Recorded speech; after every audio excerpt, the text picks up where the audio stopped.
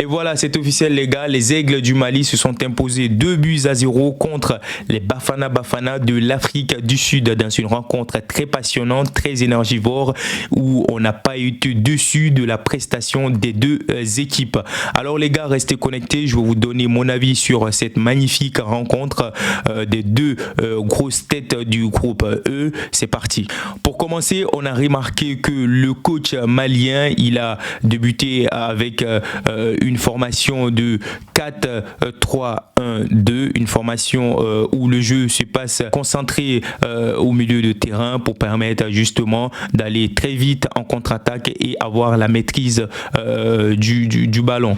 Mais finalement, on avait vu le coach de l'Afrique du Sud qui lui avait décidé de partir avec une formation 4-4-2, une formation attentive, une formation pour ne pas encaisser des buts et justement aller aussi dominer le milieu de terrain. Donc ce qui voudrait dire en gros que cette rencontre du Mali et de l'Afrique du Sud se jouait pas mal dans la moitié du terrain et on le sait très bien sur la liste. Les Maliens sont reconnus pour avoir les meilleurs milieux de l'Afrique en ce moment, puisque je vais vous parler de Koulibaly, de Bissouma, de Haïdara, de plein d'autres. Et de l'autre côté, l'Afrique du Sud aussi n'est pas mauvais du tout parce que la plupart de ces joueurs ils évoluent dans le championnat local de leur pays. Donc ce qui a causé beaucoup de misère à l'équipe du Mali, puisque on a assisté à une première période très chalutée, une première période où le Mali ne savait pas quoi faire, le Mali qui cherchait son repère parce que l'équipe de l'Afrique du Sud était beaucoup plus énergétique. L'équipe de l'Afrique du Sud a entamé avec une explosivité qui a beaucoup étonné les Maliens. Après, on a vu qu'au milieu de terrain, Yves Bissouma ne se sentait pas trop à l'aise parce qu'il n'était pas dans son registre habituel, donc ce qui n'a pas du tout aidé le Mali, ce qui était en défaveur du Mali parce que Yves Bissouma s'est fait pas mal dominer au milieu de terrain par les joueurs de l'Afrique du Sud. En première période, on a vu une attaque malienne très faible, une attaque malienne très brouillon puisque elle n'a pas su cadrer beaucoup de tirs, elle n'a pas créé beaucoup plus d'occasions. Et de l'autre côté, l'équipe des Bafana est allée tellement vite, elle a multiplié beaucoup d'occasions dans l'embut adverse, ce qui leur a même permis d'obtenir un penalty avant le coup de sifflet pour aller à la mi-temps. Alors ce penalty qui sera obtenu à la 10e minute et qui sera exécuté par le top player de cette équipe des Bafana Bafana, Percy Tau qui va malheureusement manquer le cadre et ce qui va permettre aux Aiglons du Mali d'avoir de l'espoir, de revenir avec beaucoup plus d'énergie et de changer le schéma de la rencontre. Après les gars, moi je dois vous dire que l'équipe des Bafana Bafana dans une première période, ils avaient une énergie débordante et ça leur a beaucoup aidé, mais sauf que eux aussi ils n'ont pas été très gentils devant les buts, n'ont pas été très généreux devant les buts puisqu'ils ont gâché majoritairement leurs occasions, ce qui nous laisse partir en première période 0 but partout. Alors c'est après la première période que le coach du Mali a certainement changé le schéma de son équipe et ça a très bien marché puisqu'on avait vu à la 58e minute quand il a sorti Yves Bissouma qui commençait un petit peu à se perdre sur le terrain pour entrer Koulibaly, l'explosif Koulibaly, l'expérimenté Koulibaly qui évolue en Italie, et quand Koulibaly est rentré, ça a beaucoup libéré l'espace au milieu, ça a laissé les autres joueurs comme Traoré, comme Aïdara de mieux s'exprimer et de monter plus en avant pour venir en aide à l'attaque. Et ça a très bien marché puisque ça a permis à l'équipe malienne d'avoir un coup franc sur une contre-attaque qui était déjà bien partie, et le coup franc qui sera exécuté par Sékou Koïta qui essaye de tirer une très belle coup de pied, un très beau coup de pied arrêté, et finalement le gardien Williams de l'Afrique du Sud va essayer d'arrêter ce tir, mais il arrête, mais la balle n'est pas trop loin longuement ou n'est pas trop vite repoussée, et finalement Traoré, l'explosif Traoré du Real Sociedad revient à la retombée de la balle pour la loger dans l'embut de l'Afrique du Sud. 1-0 à la une cinquantaine de minutes. Donc c'était déjà parti. Après 6 minutes du premier but, on a vu un Mali qui avait déjà pris la confiance, puisque les Aigles du Mali sont revenus directement pour aller chercher le deuxième but de cette rencontre-là pour réellement assurer leur victoire. Alors pour le deuxième but, ils sont partis en contre-attaque. Le jeune joueur de Reims qui avait fait un quadruplé en Ligue 1 a très bien vu son attaquant de pointe de l'Auxerre, lui qui évolue à l'Auxerre, Lanciné Sinayoko, qui est parti en contre-attaque, et il a très bien servi, qui finit finalement son action dans les buts, 2-0 pour les Maliens. Vraiment, c'était très bien en deuxième période. Les Maliens sont revenus avec une telle énergie qui me laissait croire qu'ils allaient gagner cette rencontre-là. Et franchement, bravo les gars, bravo les Aigles du Mali, vous avez maîtrisé votre jeu à la deuxième période. Ça s'est joué sur une trentaine de minutes et vous les avez très bien corrigés, 2-0, ce qui a permis aujourd'hui au Mali de se classer à la première place du classement.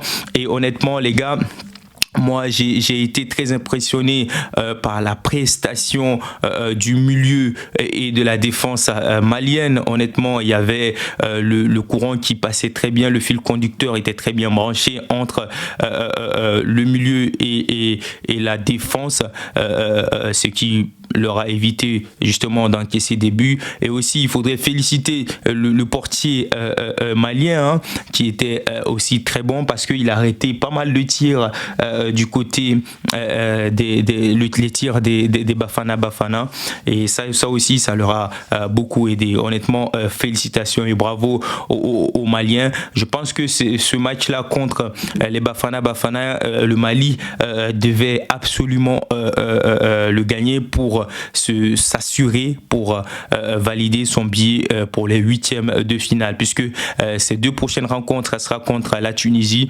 La Tunisie, on sait bien qu'avec le Mali, ça n'a pas du tout été facile pour eux, et ensuite ils vont jouer contre la Namibie, et donc avec deux matchs nuls, le Mali est déjà qualifié, mais je sais que les Maliens ne vont pas venir pour chercher le nul, ils viendront pour gagner. En tout cas, c'est le malheur que je leur souhaite.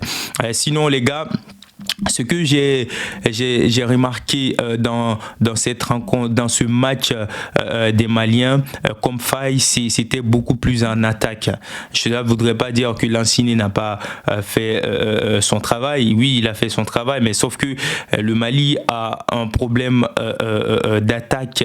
Le Mali a un problème de concrétisation, parce que on a vu, l'attaque était beaucoup stagnée. Il y avait vraiment beaucoup de déchets. il n'y avait pas de réalisme devant les buts, parce que imaginez que le Mali va loin dans cette compétition et que croise de grosses têtes, des équipes qui ne donnent pas de cadeaux, des équipes qui sont très bons offensivement. Je parlais de la Côte d'Ivoire, je parlais du Sénégal, je voudrais parler de plein d'autres pays comme le Maroc. En première période, ça se joue. En première période, si vous ne marquez pas des buts, eux, ils en marqueront.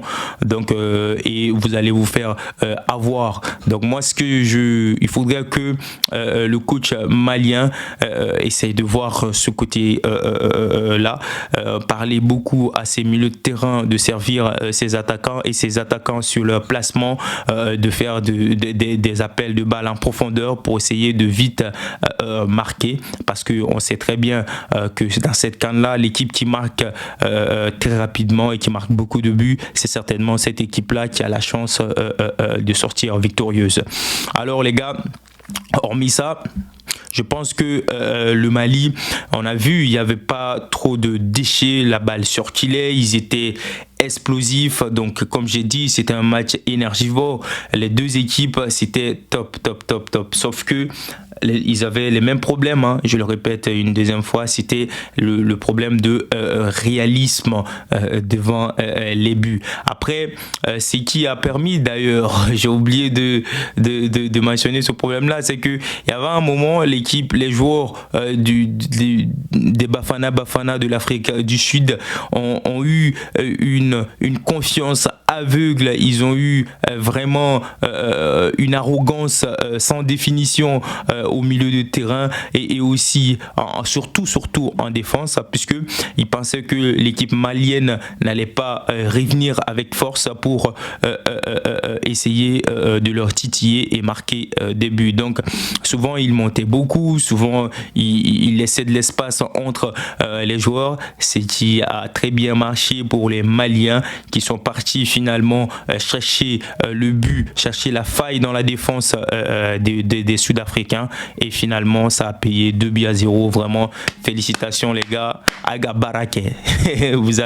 C'est un Bambara, ça veut dire que vous avez fait le travail, ils ont vraiment fait la job. Donc félicitations les Maliens. On attend voir les prochaines rencontres pour savoir si le Mali pourrait finalement continuer sur cette lancée là, mais en tout cas pour l'instant je dois vous dire que l'équipe malienne, même si elle n'a pas marqué beaucoup de buts, mais elle a enregistré beaucoup de tirs, beaucoup de frappes cadrées. Et je dois vous dire que l'équipe malienne est la seule équipe, excepté le Nigeria, qui a eu des tirs cadrés, plus que 6 tirs cadrés. Et félicitations aux Maliens, surtout ce que j'ai aimé dans leur célébration, c'est surtout la communication directe avec leur public. Le public malien qui était venu beaucoup, ils sont venus très nombreux. On se croyait d'ailleurs au Mali, le stade était vraiment plein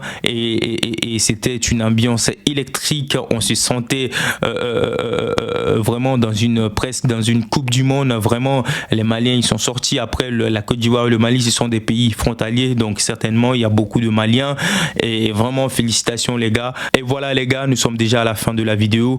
Vous savez déjà, si vous êtes nouveau sur la chaîne, n'oubliez pas, n'hésitez pas de vous abonner, surtout d'activer la cloche de notification pour ne rater aucune de nos prochaines vidéos. Sur ce, moi je te dis à très bientôt pour une prochaine vidéo.